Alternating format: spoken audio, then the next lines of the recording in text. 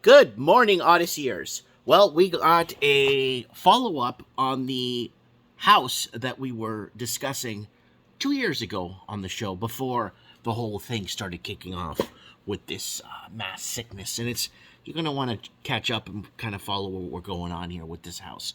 So here it is here. There it is. There's the house, the housing ripoff. It's over 2 years that this was put up, and it was a garage that was for sale for about almost $1 million in Toronto.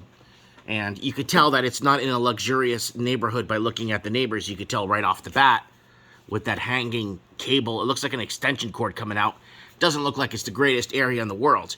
So lots of housing ripoff here on the channel. So what's happening here? Well, let's go here.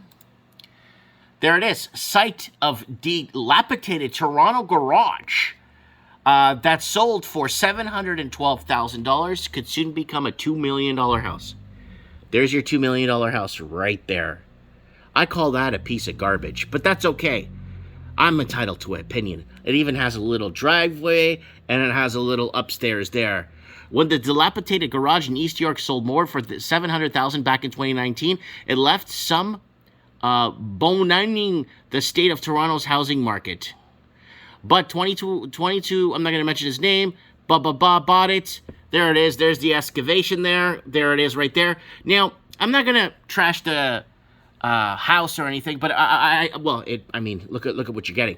But let me show you guys in Canada what you could get. So how did this start? Let's go back to how this started. Canada wants more Chinese workers and students and tourists. While Canada was deporting tons of Europeans out the back door, they were bringing in 500,000 Chinese per year. Mike, Stats Canada just said we brought in 400,000. And that's a record for 1911, since 1911. No, these guys don't count as, these guys count as investors. They don't count towards our immigration tally. They count towards our population of the country, but they don't count towards the immigration tally. And we covered this in the show, and I explained it to you guys. So 500,000 per year. They are the biggest market in the world, and they spend lots of money. So there it is right there. And obviously, we know this one. Canada would be in a recession without money laundering. After 2010, Canada's been laundering hundreds of billions of dollars into the housing market via fentanyl sales. Fentanyl on the streets of Vancouver from China. Money reinvested into real estate, which keeps going up. And drug dealers get rich on paper. Homeowners get wealthy on paper. But the middle class gets completely wiped out. And here we are, 12 years later from 2010. And it hasn't gotten any better. It's gotten a lot worse. All right. So, how did the 2020, the hottest housing market in Canada? Hong Kong residents transfer billions into Canada. And money placement, I guess they call it in Canada, is not money laundering. 43.6 billion. That's what they caught in electronic funds from Hong Kong. And this is why Canada had the hottest housing market in 2020. And now let's see. So 1 year's payments on this. So 1 year's worth of payments on that. To pay that for 1 year on a $2 million mortgage, you could buy an actual detached home in the States. Any part. You pick what state you want to be in, and you could actually buy a detached home. That one looks pretty cute. Lots of them. There's some trailers, but lots of them. But the trailers are on 10, 20 acres of land. You could buy something like that. There's lots. That's a foreclosure home. In Canada, we're not allowed to find foreclosure homes because that's for foreign investors. So there it is there. It just goes on and on. Hundreds of thousands of starter family homes that you could start a family and people could, that's why people aren't having kids anymore because they can't afford to start a family.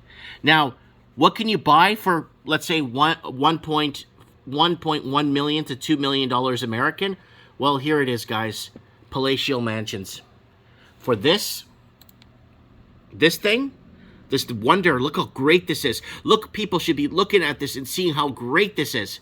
But realistically, that's what you get right there. If you're in another country, that's what you get for $2 million Canadian.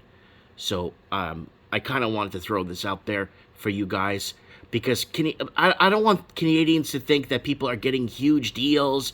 And look at that. He refurbished that place and it looks incredible. Oh my God, no. I'd rather get something like this and pay less money. And I'm willing to bet $2,000 to anyone that property tax is cheaper on those properties I showed you there than that house in Toronto. That house in Toronto, that guy's probably looking at $6,000-7,000 a year in property tax for that house in Toronto. Yeah. Oh yeah. So, maybe it's cheap to live in Toronto. No, it's not. It's one of the most expensive cities in the world. So I wanted to share this with you. You know, it is what it is. The house is a piece of crap. Forming an opinion. Too bad.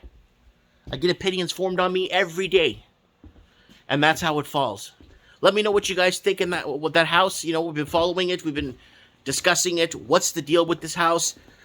Why are they normalizing? This is what's making me feel like off, kind of feeling off about this, is why are they normalizing garbage to become a reality and a dream? You could dream, you could buy $700,000 little strip of land, and then you could design something, and that's going to cost $400,000 to build in Canada. $400,000 to build. Yeah. Let me know what you guys think. I look forward to reading your comments below. And Viva Canada. Mike Martins here. I have spoken.